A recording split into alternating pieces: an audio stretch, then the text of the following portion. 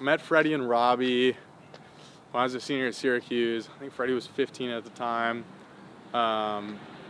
Robbie was 16, and my younger brother had like passed me along their SoundCloud links when they had like a few songs, maybe a remix on the internet, but it was just very like early days. I mean, it took years to kind of build up, you know, any revenue stream with those guys. Found this amazing producer, but he's 50, I think he was 15 at the time, again, or 16, but he's 16 from Chicago.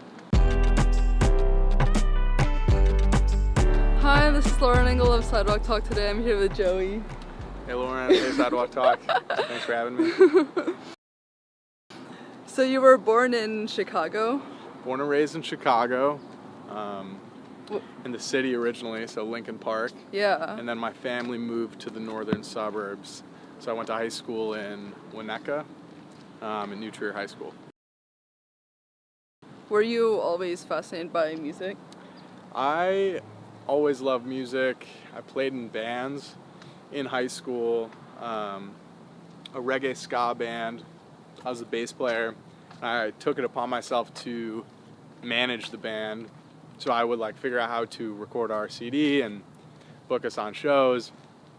Whatever we did as like a DIY ska band back in the day, I kind of handled the business for it, and that led me to want to apply to music industry programs for college. Oh. So that sent me to Syracuse in a music industry program. Did you kind of always know that you wanted to have a career in music? I definitely caught the bug in high school, and I knew I wanted to work in the music industry in some capacity, but I wasn't really sure whether that was work for a record label or be a booking agent or be a promoter. I had no idea. I just knew I wanted to be in the business. And the program I went to at Syracuse, the Band Year program, was really great for just helping me get internships in a bunch of different areas of the business. So I interned at a recording studio one summer, and I was like, there's no way I'm going to be a record producer. I just can't sit in a studio for 12 hours. It didn't work for me.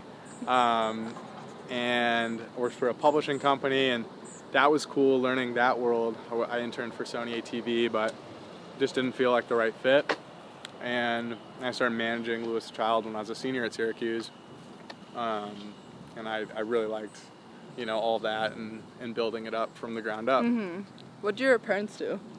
So my dad trades stock options, and my mom worked in finance for a little bit, but she just kind of raised. I'm the oldest of 5 kids, so we have a huge family. So once she had me, she's been full-time mom, and taking care of our crew is a full-time job for her. So you didn't really have anyone around you who was working in music for you to like, someone who could mentor you or like you to ask like advice? No, I mean that's why the music industry program was so helpful. One of my best friends from back home who played drums in our band, his dad had a company called Monk Mix, and they recorded jam bands, like big music festivals, and sold the CDs to fans. And so he was kind of like the only family friend that worked in music. He wrote, and I like interned for him for a bit, and he wrote a letter of recommendation for college for me, which was very helpful in getting into the program and all that. So what did you learn from the program? I mean, the classes were everything from copyright law and communications law to there was like learning about emerging technologies, and then just basic, we took accounting classes and all the kind of like liberal arts, you know, it's like a liberal arts curriculum with music industry focus. But the cool thing about the program was that when they would have opportunities, like I did a semester in Los Angeles, and so I went to school in Syracuse, New York, which is like really cold Northeast. And I did a semester in Los Angeles where I interned for an entertainment lawyer named Eric German at the law firm Mitchell, Silberberg and Knupp. And that's what got me fascinated by, you know, the idea of being an entertainment attorney. So for a long time, let's say my like last year of college, if you asked me what I was going to do, I said I wanted to practice entertainment law, and that's why I applied to law school after college. Yeah. So, do you recommend people like going to a music program and like studying if they want to be like managers, or what kind of education or like tool set would you say? I mean, I know plenty of, very successful managers that weren't in music industry programs. Some of the most successful managers I know dropped out of college or,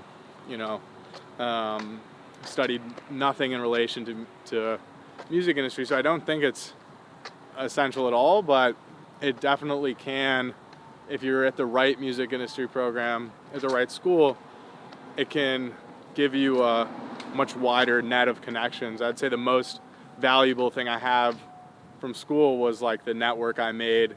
I work with so many Syracuse alums. There's a lot of Syracuse alums in the music business, just like there's a bunch of USC alums. So that can be more valuable than anything, just having that base of people, because my parents didn't work in music. No one in my family worked in entertainment. So it was like a really kind of new world for me to learn. I didn't grow up in it. Mm-hmm. So how did you actually meet them? Like, so, as a child? So I met Freddie and Robbie when I was a senior at Syracuse. I think Freddie was 15 at the time. Robbie was 16, and my younger brother had like passed me along their SoundCloud links when they had like a few songs, maybe a remix on the internet, but it was just very like early days. They were actually demos, so they were like unreleased songs. He sent me private SoundCloud links, and their sound at that time was very like electro pop kind of, almost like Madeon, Porter sound to it. Definitely different than the sound they have now. But I just thought they had tons of like raw producer talent, and they could make really good music. And that's the most, as a manager, most managers do a lot of things except make the music, you know what I mean? So that's the fundamentals. Your client has to be incredible at making music. And so I just reached out to the guys. I'm like, hey, I've had these internships and some experience in the music industry. I want to manage you guys. And they said yes. And it's been, I think, 5.5 years now or something like that. I've been managing them. So it's been a good run, and they've, everything's great. Their music is streaming better than it ever has right now. And, their fall tour just went on sale. We're still in pre-sales right now, but it's all sales are way ahead of where they were last year. So everything's going great for those guys. So before you found them, were you like actively thinking that you wanted to manage someone, and it just clicked you to manage them? About to graduate school, I had no idea what I was going to do. I kind of thought I wanted to go to law school, but it was just an opportunity where, I really didn't consider management as a career until I heard the guys and saw an opportunity to manage someone great. So it was the kind of thing where once I heard the music and kind of learned a little bit more about them, and it was not only did they have such great music, but they were so young, so you could kind of see that there's a ton of potential to develop into a really big artist. So I would say just hearing the music and being excited by it kind of led me to get into management. Was going to law school kind of like a plan B if like managing didn't work out, or was it like, why did you still go? Or yeah, I guess I still went because I wasn't sure that it would be a career, be a way to like put food on the table. It took years to kind of build up any revenue stream with those guys, and it was a lot of like pro bono kind of work for free in the early days, just at the chance that something would happen down the line. So law school was kind of like a plan B. My heart was always like, even from the first day of law school, my head was always in management, and I knew that's what I wanted to do.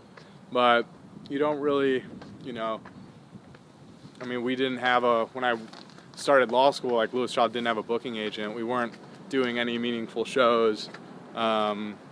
once I started school, things started to, we put out It's Strange, and the heat kind of picked up a bit after that. What was the marketing for that? Or like, how did that blow up? I'd say it had a bit of kind of like a viral approach. So I knew Braden, who does Next Wave Records, and sent him the song. He loved it. I was chatting with K-Play's manager, Seth, and we just, Braden brought us this really cool opportunity. He said, hey, I know this person's singing songs, and I think we could get this in FIFA. So we decided to put it out in Next Wave. The song was in FIFA 16, I believe.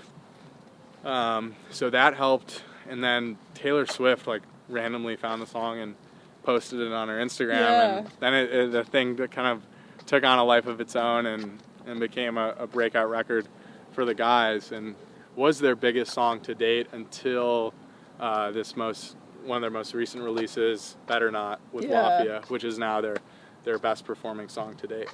Was it difficult juggling school and managing them? It was a lot of late nights in the library, for sure. I mean, it wasn't easy.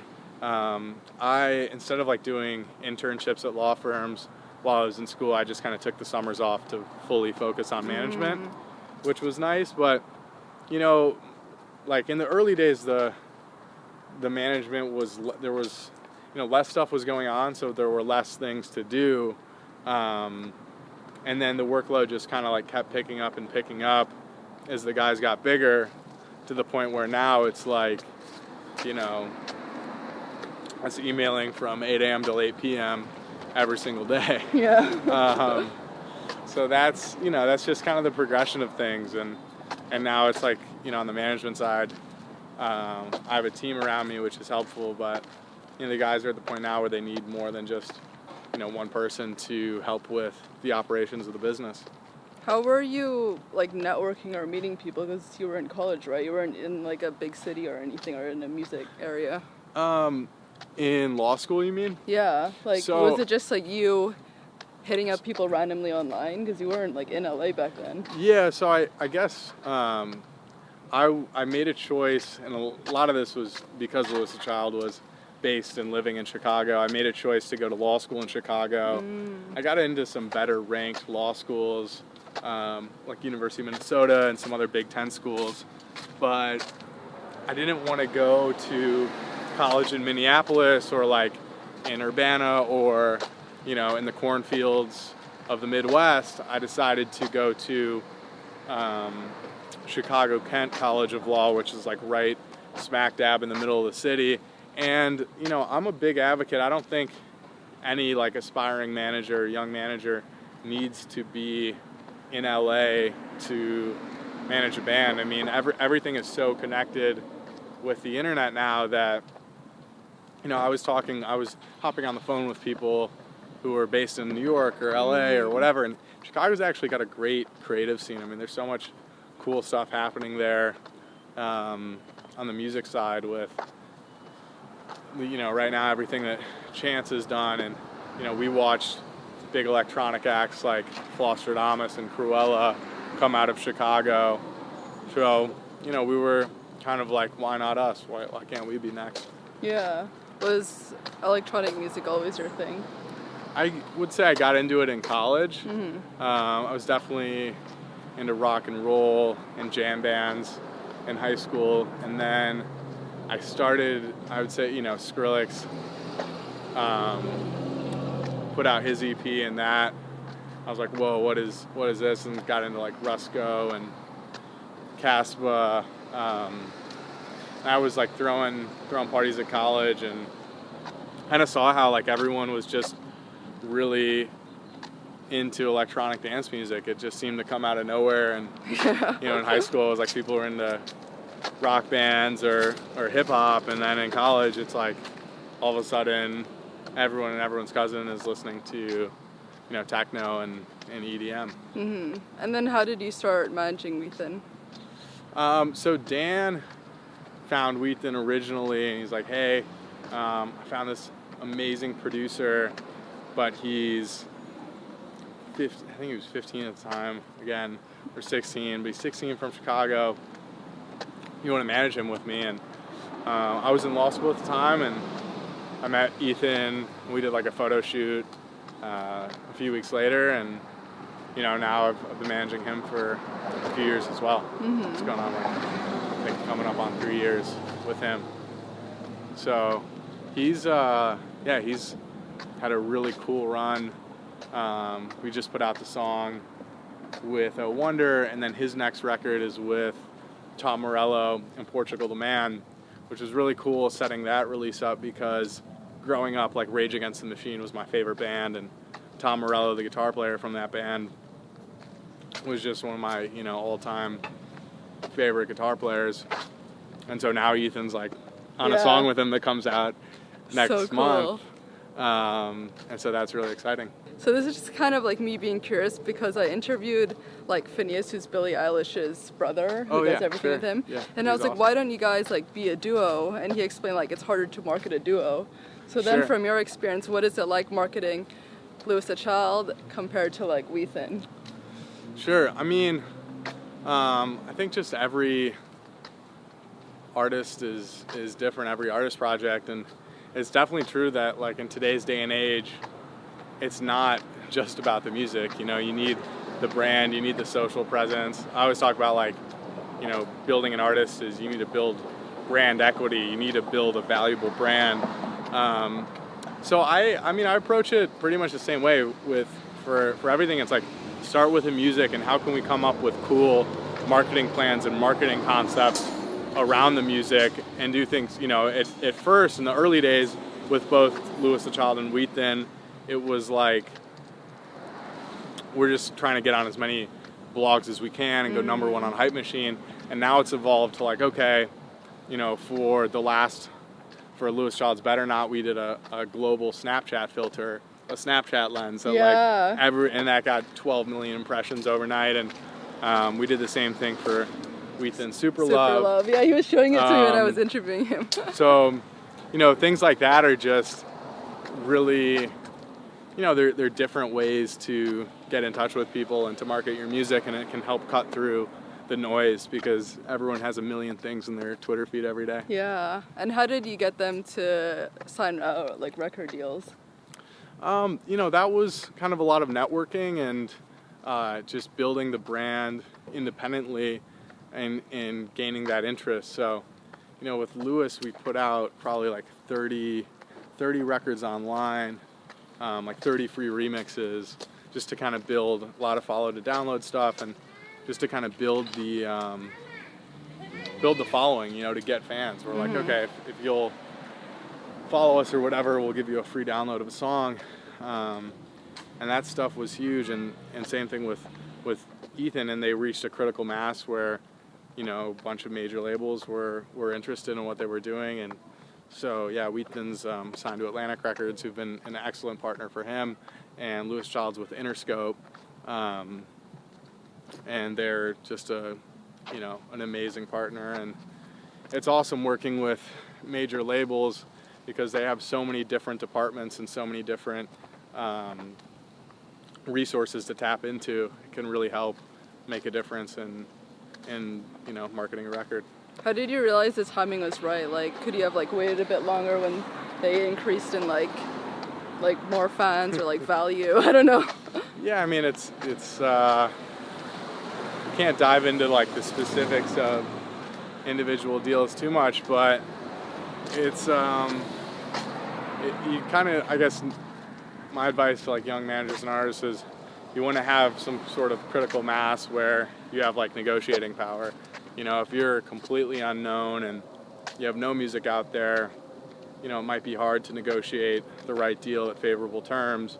If you can build the brand independently on your own, you can a lot of times negotiate more favorable terms down the line if you already have a brand developed. And then how did you meet Peter?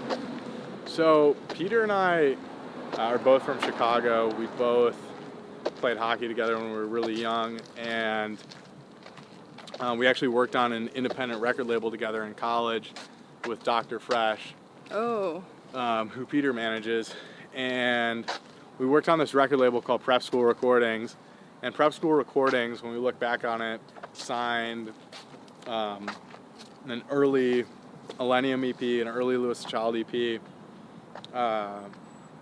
early Sunburn records. Like, there's a lot of people that we signed at that label that have gone on to have, you know, big careers in electronic music. And so we worked together on that, and then just stayed close in school. And then, you know, I kind of made the choice as a manager that I wanted to build a bigger company and, you know, have more resources and people around me. But I also made a decision that I still wanted to stay independent and not work for someone else's company. So Peter, you know, I had Prospect Artists. That was my management company while I was in law school. And then in February of this year, Peter and I started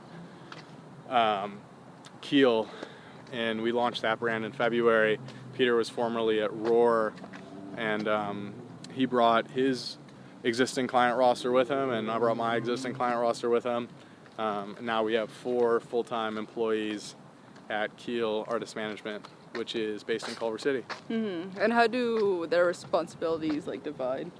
Sure. So Peter and I each have, you know, day-to-day managers that we work closely with. So Matt Carlucci helps with a bunch of day-to-day stuff on guys I work on, and Peter has Mike Ehrlich, who's a Syracuse alum who works on a bunch of his clients. And, you know, but it's all, what's nice is like sharing an office with everyone.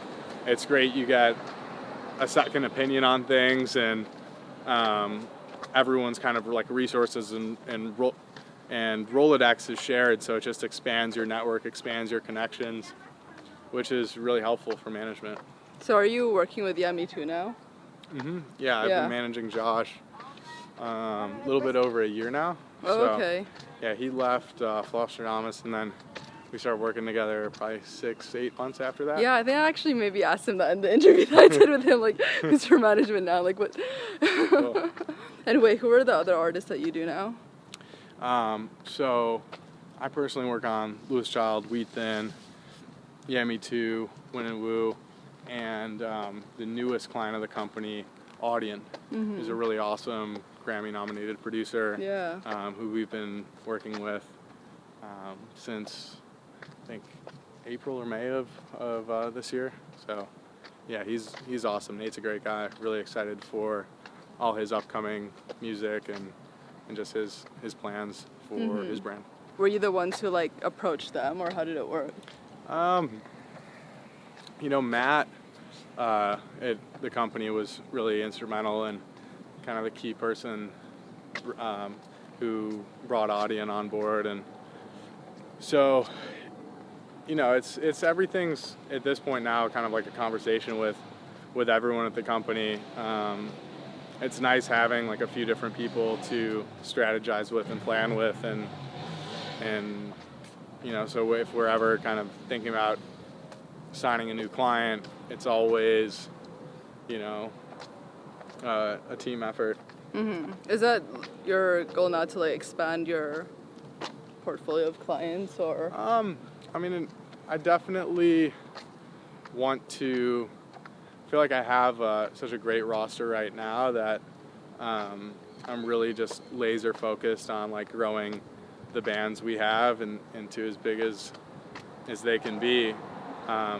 You know, always open to opportunities, but it's, yeah, right now it feels like we have a great book of business, and we just, you know, focus on developing it. How would you say you've grown as a person compared to when you were younger? That's a great question. I would say that, you know, getting older, it's just nice to have knowledge of, you know, I'm a much better manager now as 5 years into managing as I was the first year. So just learning from mistakes. I mean, that's, people always ask me like, how do I get into management? You know, what is management, whatever. And I say, just find an artist and start managing them, because, you know, making mistakes and learning from them is the best way to grow. So I hope that I'm a little sharper and more calculated now that I've been doing it a few years. If that answers the question. Yeah, and bridging from that, like, what would you say have been your biggest challenges so far? I guess one of probably the biggest challenges is just work-life balance.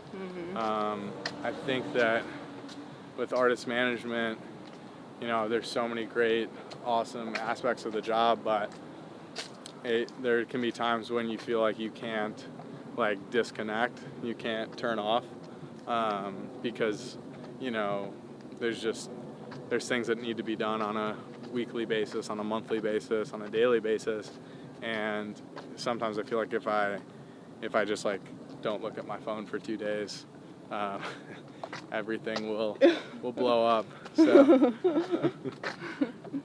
what would you say are your like top 3 advice for people who want to be managers? Top 3 pieces of advice would be 1, just find a band, find an artist, and start managing them. I think that's absolutely the best way to learn the business. 2, try to find, you know, mentors that you respect, that you can ask questions to, including, I would also put in there to read the book Everything You Need to Know About the Music Business by Donald Passman. That I think is like, should be the Bible for all artist managers. You know, 3 would be just be polite and nice to everybody, and follow up. You know what I mean? Everyone in this business is busy and has a million things, so if you don't ask, you'll never get an answer. You know, the worst thing someone can say to you is no, and in the early days with all the clients, it's like we're getting a ton of no's before people would support us, so don't be afraid of that. Last question.